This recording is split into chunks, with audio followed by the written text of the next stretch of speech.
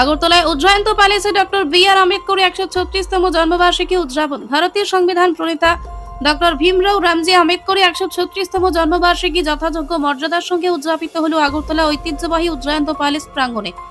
এই উপলক্ষে আয়োজিত অনুষ্ঠানে উপস্থিত ছিলেন তপশিলি জাতি কল্যাণ দপ্তরের মন্ত্রী সুধাংশু দাস, উচ্চশিক্ষা দপ্তরের মন্ত্রী কিশোর বর্মন, পশ্চিম জেলা দায়িত্বপ্রাপ্ত জেলা সভাধিপতি বিশ্বজিৎ শীল সহ অন্যান্য বিশিষ্ট ব্যক্তিবর্গ। অনুষ্ঠানে অতিথিরা ডক্টর আম্বেদকরের মূর্তিতে পুষ্পার্ঘ্য অর্পণ করে তার প্রতি গভীর শ্রদ্ধা জ্ঞাপন করেন। পাশাপাশি তার জীবন আদর্শ ও সমাজের প্রতি অবদানের কথা স্মরণ করা হয়। বক্তারা বলেন, ডক্টর আম্বেদকর শুধুমাত্র সংবিধানে স্থপতি নন, তিনি ছিলেন সামাজিক ন্যায় ও সমতার এক অনন্য পথ প্রদর্শক। তার দেখানো পথ অনুসরণ করে একটি সমতা ও ন্যায় ভিত্তিক সমাজ গঠন সম্ভব। ভারতবর্ষের মহান ব্যক্তিত্ব, সংবিধান প্রণেতা, সমাজ সংস্কারক, বিশিষ্ট ব্যক্তিত্ব ডক্টর বি.আর. আম্বেদকরের জন্মজয়ন্তী আমরা উদযাপন করছি এসসি ওয়েলফেয়ার ডিপার্টমেন্টের পক্ষ থেকে। তো আজকের এই বিশেষ দিনে আমি প্রথমেই ডক্টর বি.আর. আম্বেদকরের প্রতি আমার বিনম্র শ্রদ্ধা এবং সম্মান নিবেদন করছি।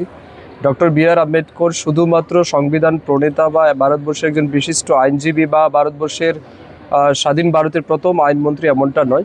তিনি প্রতিটা ভারতবাসীর জন্য একজন অনুপ্রেরণার স্রোত।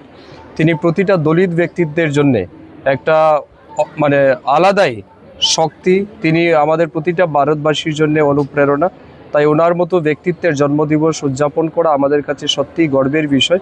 তো আমি মনে করি ডক্টর বি.আর. আম্বেদকর যদি ভারতবর্ষে জন্ম না হতেন বা তিনি যদি আমাদের মধ্যে না থাকতেন, আজকালকে যে বা সেই সময় পরাধীন ভারতের যে অস্পৃশ্যতার যে চরম একটা বিশৃঙ্খলা ছিল, সেই জায়গা থেকে ভারতবর্ষকে মুক্ত করা হয়তো বা সম্ভব হতো না।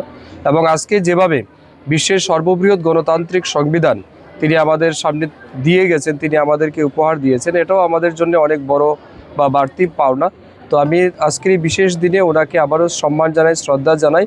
এবং যুবকদের প্রতি আমার আবেদন থাকবে, ডক্টর বি.আর. আম্বেদকরের যে লাইফ স্ট্রাগল বা হিস্ট্রি সেটা জানা, সেটা বোঝা, তিনি কিভাবে জিরো থেকে হিরো হয়েছেন আমাদের দেশের সামনে, সেটা কিন্তু তার জীবনী থেকে আমরা পাই। তো তিনি স্বাভাবিকভাবে আমাদের প্রতিটা মানুষের জন্য অনুপ্রেরণার স্রোত, তিনি আমাদের কাছে উন্মাদনার বিষয়। তো ওনাকে জানা উচিত, ওনার ইতিহাস সম্পর্কে আমাদের সবারই অবগত হওয়া।